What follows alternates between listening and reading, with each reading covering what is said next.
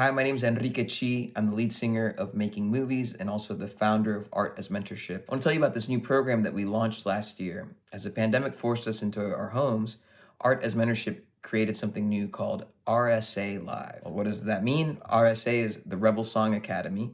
And we had been working with these young artists through the Rebel Song Academy for the last couple years, and we knew we wanted to do something special with them. Of course, we couldn't get together in a physical space, and we definitely couldn't fly folks into Kansas City like we'd done in the past to work with these very talented young people. So we created a virtual space for these kids to ask questions, gain advice, gain insight from industry professionals and world-class musicians. This allowed us to meet with folks from all over the world, all over the United States, everybody from members of Los Lobos and Ozo Motley to hometown heroes like the Greeting Committee and Kevin Morby, who is the first RSA Live archive that we want to share with you. We're really grateful to The Bridge for their support and many other folks who made this possible.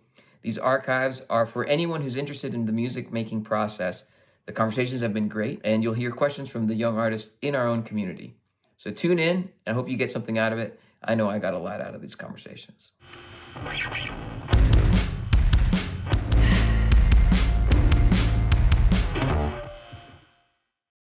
Why do you think it's so important for people to share their narrative? Your music is very personal to me, and I feel like you're sharing that part of yourself. What is the value in that? What keeps you inspired to continue doing that? I think there's a lot of different value that music and art in general, no matter the medium, can bring. And I think, one inherently it's a record. I think it's cool to think about these these things that we put out into the world as what they actually are intended to be, which is like an album statement. It's a piece of history. So I think that's there. But I also think, I think music is therapy. I think at the end of the day, when I was 15 or so, I was in high school and I started having these really horrible panic attacks. And I got sent to this group therapy. And I remember I'd been having this panic attack and I was going through all these emotions that I'd never really accessed or felt before. And I didn't know what to do with them. And I was just kind of tripping out. And I remember going to this group therapy, and the first time in like so many months that I felt any relief was they had us do art. And I don't even remember what it was. I could have been coloring inside, some lines of a coloring book or something. But I was just doing something and just sort of aimlessly making art.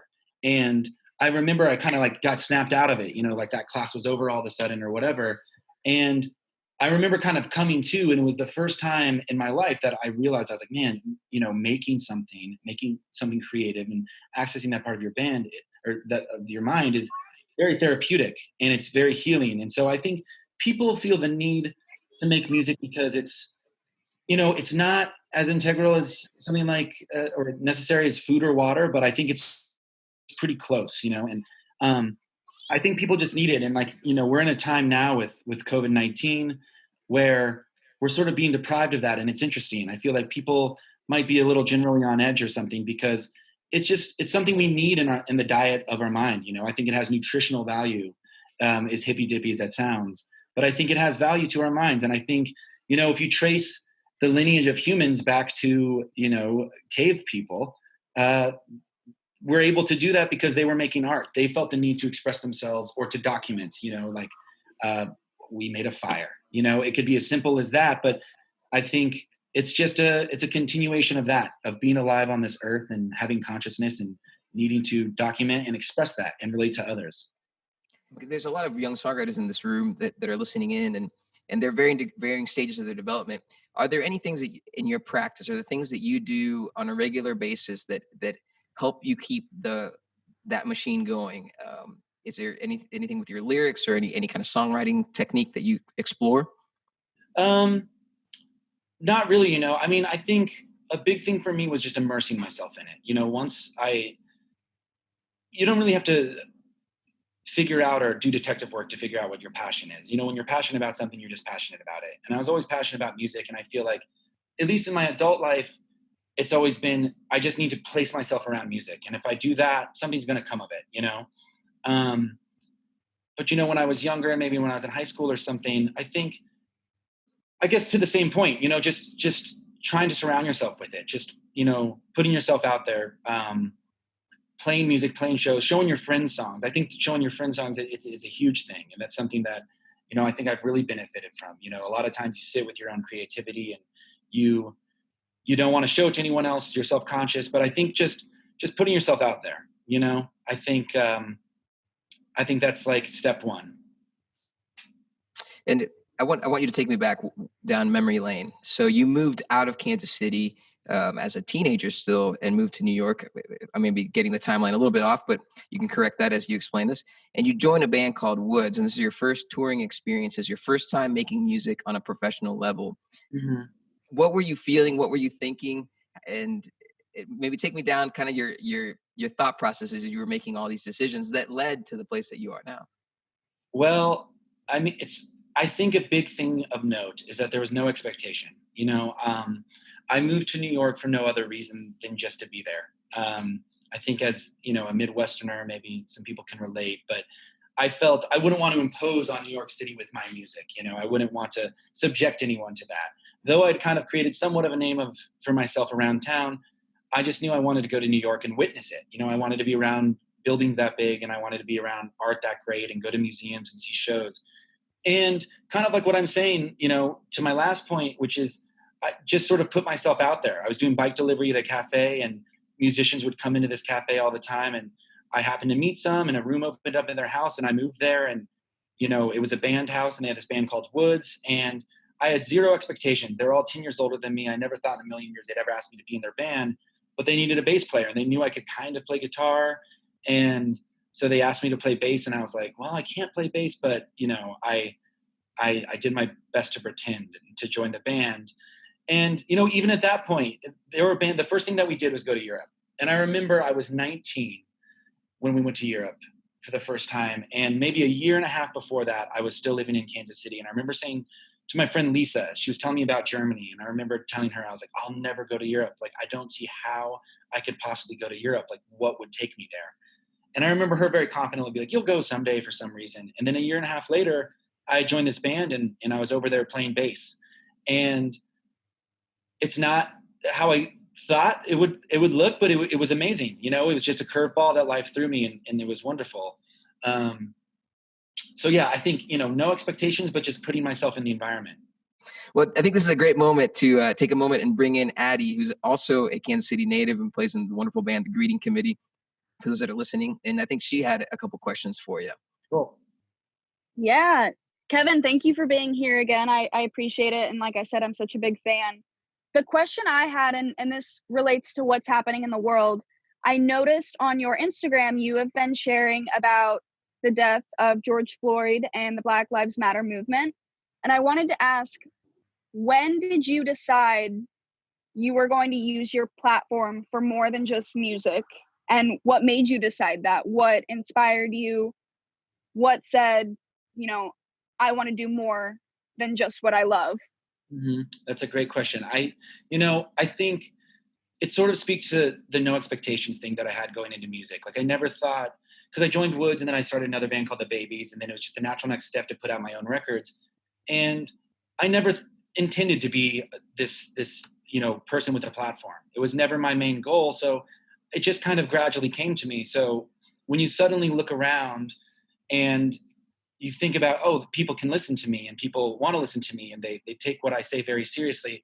I know a lot of people in the entertainment industry or the music industry who choose to say nothing. They don't want to plug their position on anything into other people's lives. But I think for me, it's just, I felt the same as I always did. And, if I was going to talk about it to friends, I was going to talk about it to my fans. And, if that's not for some of my fans, then that's fine. But I really noticed it. I was on tour again in Europe around the time that Trump was elected. And it was something that, to me personally, I was upset by. And I felt like I needed to speak about it. And I felt like my audience coming to Europe, they expected me to say something, Mm-hmm. Especially sort of through their vantage point of how they see Americans, and they wanted to know where I stood. And that's really where I started to notice that, I guess I hesitate to say the word political. I don't want to ever be known as a political artist. And there's that great Leonard Cohen quote that all artists are political. And no matter what you do, all songs are political. It can be about anything. Mm-hmm. But the fact that you're creating art is in and of itself political. And yeah, it was just around that time that, like I was saying about, my life consisted of living in Los Angeles, and I walked past this tree every day. So I ended up writing about the tree. I was reading the news all the time, and the news was, the headlines were these historical crazy things happening, and like that's why I wrote a song about the death of Eric Garner. It just there are things that made them their way into my psyche and into my life, and I felt it's almost like I didn't consciously even do it. It just came out. It's just what was on my mind, and it was there. And as I got a little deeper into it, there's a great Nina Simone quote, which I don't know verbatim, but she said it's the artist's duty to sort of document the time. And Mhm. I'm a big believer in that. I think people should, again, like when you think about the word a record it's a record. It's a record of a time and a place, and I think it's good Mhm. to have that there for future generations to learn from and to see what it was like. That's a great point with the word record. I don't know if I've thought of that, because when we wrote our first record, I knew it was documenting my time and my perspective, but I don't know if I even thought about the perspective of the world. So that's really interesting. And I appreciate your answer. Yeah. Well, thank you very much for asking. All right. I'd like to bring in Will Gurley into the conversation. He had a question for you, Kevin. Cool. Hey, Kevin. First off, thank you for taking the time to speak with us today. Yeah. So you guys had talked about your honesty, being honest to yourself through your music. Is there, and this is a kind of an abstract question trying to be practical, but is there a way that you find yourself being able to be honest with yourself through your songwriting? Yeah, absolutely. 100%. And I think, in all art, but in this case, songwriting, you can be whoever you want to be. You can be, you can do whatever you want to do. You can be wherever you want to be. You can go wherever you want to go. During COVID, I've been thinking about how I kind of feel like my high school self. I think about how I'm sort of traveling and witnessing the world now through music and through films, and sort of dreaming of one day getting out, which is exactly how I felt in high school. But yeah, there's no rules. There's no rules to making music. You can sing from whatever perspective you want to sing from. You can you can sing about whatever you want. People might not like it in some cases, but that just comes with the territory. But I think a common thing in my songwriting is sometimes if I think something's bad, if I think I don't like it, I'll imagine one of my heroes singing it. I'll think like, what would this sound like? Imagine this is a song Nick Cave is writing, and Nick Cave is sitting down and he's writing this song for the first time, and I'll imagine him singing it. And then I can kind of take on that character of like, okay, and then what would Nick Cave do next? And I feel like, yeah, you can, the boundaries, there are no boundaries. The possibilities are endless.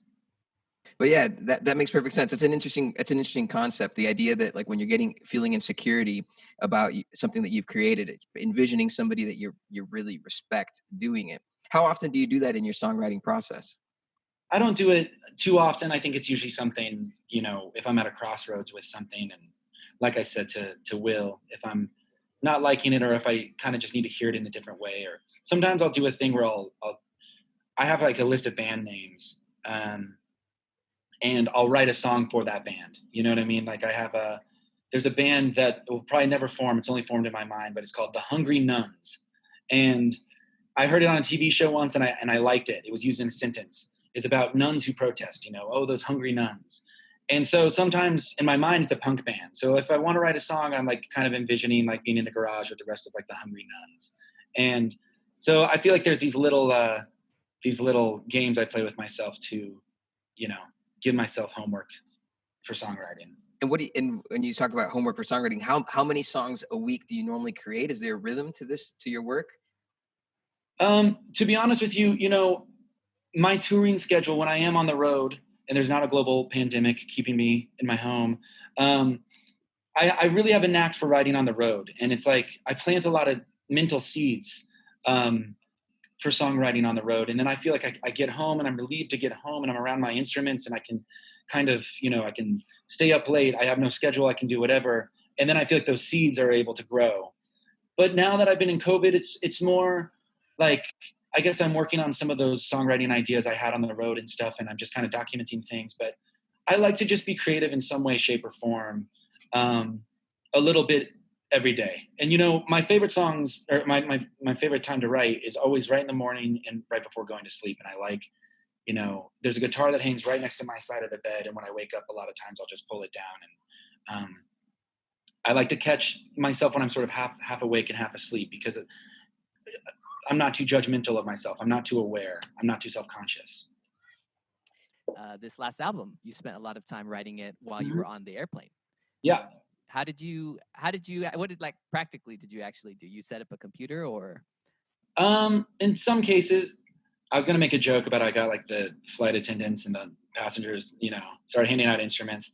But the reality of that, is like just going through demos, constantly going through demos and like having like the blueprint for all these different songs and then being able to listen to them up there in the air. There's something profound about being on an airplane. And, it's, as humans, it's so unnatural to be up that high. And that's why we all get, anxiety about flying. And there's something that's very do or die on an airplane. And I get moments of clarity and things that like maybe down on the ground, I would have trouble making the decision on. Up in the air, I see it all very clear. And all my other records are kind of very firmly rooted in a time and place. But this one, it was in the time of place of me having a busy tour schedule. But a lot of those songs were written, above the clouds. That's great. I'm picturing that these may be iPhone memos. These may be of varying degrees of finished things, but you give yourself like the framework of song ideas. Can you explain a little more what you mean by that? So yeah, I'll have like the framework, like the blueprint of a song. So maybe I'm in a hotel room and I have my guitar out and I come up with a riff I like. So I put that into my iPhone memos. And so I have that in there and it can be sitting in there for sometimes months. And then I'm combing through old demos while I'm sitting up on an airplane and I'll come across that and I'm like, oh, that's interesting. Like, where was I when I recorded that? And I kind of forgot about that. A lot of times they're from backstage green rooms, I've had a lot of ideas come just from, being bored backstage for a couple of hours and having my guitar on and warming up for the show. And I'll come upon some piece of music that I like. And I'll put it into my phone and then I can be sitting on an airplane and I can listen to it. And, I've written whole songs, literally just listening to like a riff over and over and I just kind of put it on loop and I just listen to it over and over and I come up with the singing parts in my head. And then when I get down on the ground, I pick the guitar back up and then I make a new demo of it with me singing. That's great. That's a great technique. So we have India has a question for you. Beautiful name. Hello. Hi, thank you. I like my name too. Got it for my birthday. First of all, love your music. Thanks for talking to us. And I was just curious, since you said you lived in New York and LA, like what difference does you experience being a musician in New York versus being a musician in LA versus being one in like Kansas City? That is a great question. Well, when I first moved to New York, I really felt I needed to go to a place that had more opportunity for musicians and music. And like I said earlier, I just wanted to really go there and witness it. But then being around it, I eventually got involved in it. And, New York you got to put on the boxing gloves to exist in that city. It's a very tough place. And I loved it. And it gave me all these opportunities that I was able to run with. But, when I was 23, I was working in a cafe and I was also doing bike delivery. I was like a barista and also doing bike delivery and also touring. And I kind of had the realization that my money that I was making on the road, if I moved to a place like Los Angeles that was a little bit cheaper, I could just do music full time. And that's when I decided to leave. So New York is amazing. And I think that like, if you're a New Yorker and you're from there, it's the best place on earth and you'll probably never leave it. But as someone who moved there from the Midwest, it was great for a while. And then until it didn't make sense for me anymore. And I love New York in my life. I consider it one of my homes. But then I went to LA, and LA at the time when I first moved there was very cheap. And it was, like I said earlier, I was living in sort of a rural part of town and I was able to have a lot of time and space and I could do music as a full-time job. And that was great. And then, once my touring schedule got to be so much, I realized that I was never in Los Angeles and I was paying expensive rent to be there when I could just move back here and have even more space and even more time. So I've always followed, I call it the spirit of music. I've always followed the spirit of music and I just let it take me wherever. And, I don't know where I'll go next, but, I let music guide me there. I hope that answers your question. Yeah, for sure. That's sick. So I love everything that you've been saying about this and the spirit of music taking you. So I think that's a great segue into David's question. So see if we can have David join us. Hello, what's up? Nothing much. I'm watching this. Yeah. Nice, me too. So my question was, what was your craziest experience as a musician? My craziest experience, I think, is one time my old band Woods, we played in Russia, in Moscow, Russia. And we got there and it was a pretty quiet band. We didn't make very loud music, but we got there and we were playing a magazine release and it was in this tiny little warehouse. And we went on at 2 a.m. And when we started to when we started to play, a huge sort of fight broke out and they had to call in these sort of professional bouncers that were in these suits, these huge Russian men to hold off the audience, even though we were a really quiet folk band. And I think that was the craziest, strangest thing that's ever happened to me. You know what started the fight? I think, it was, maybe fight is the wrong word. People were celebrating. Maybe like mosh pit is a better word. But, it's a band that was used to performing for people who were sort of sitting down or, had their arms crossed. And it was pretty relaxing music, I guess, in a way. And so we weren't used to people being so rough. And it was a crazy experience. That's a great answer. Yeah, good to see you, David. David's tuning in from Baltimore. Are you still live in Baltimore? Oh, amazing. Yeah. Yeah. And then I'd like to bring in Brandon. Brandon is also plays in the band Greeting Committee, and he had a question for you as well.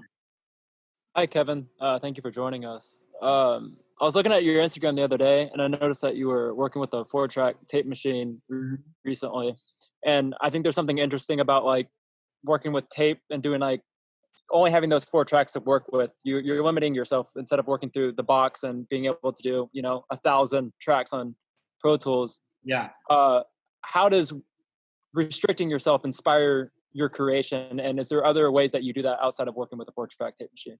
That's a great question. And I think restricting yourself can be key in a lot of situations. I think it's going to always do you more good than bad. I think the opposite way, I've worked on Pro Tools a bunch of times, and I'm sure you have too, and I'm sure you can relate to just sitting there for hours, working with different plugins, or just, you can make it sound really any way you want it to. And I have a new record that I finished recently, and I recorded a version of it on my 4-track before taking it to the studio. And the result of that is that it's pretty sparse in a way, just because when I wrote it, I was just limited to those 4 tracks. And I know I can bounce and then, in theory, have unlimited tracks. But I think working with something that sort of feels archaic like that is it makes you just work with like the the meat and potatoes of what you're working with. It makes you cut off the excess that maybe you don't need. And I love working with a 4-track. I think a 4-track itself has its own sort of vibe and universe to it, and it almost acts like its own instrument, But yeah, I really love working with them. My friend Jared, who plays in my band sometimes, he has done projects with people who have like huge record budgets and just unlimited amount of time and money to make albums, and he has talked about how that's always a dangerous thing, and that's always when they make their worst work, is when they can kind of second guess it and go back and redo stuff over and over again until it's just like beating a dead horse. So yeah, I love the immediacy of music, and I'm a big believer in first idea, best idea most of the times. Thank you, appreciate that. Yeah. First idea, best idea most of the times. That should be like a program. Perfect.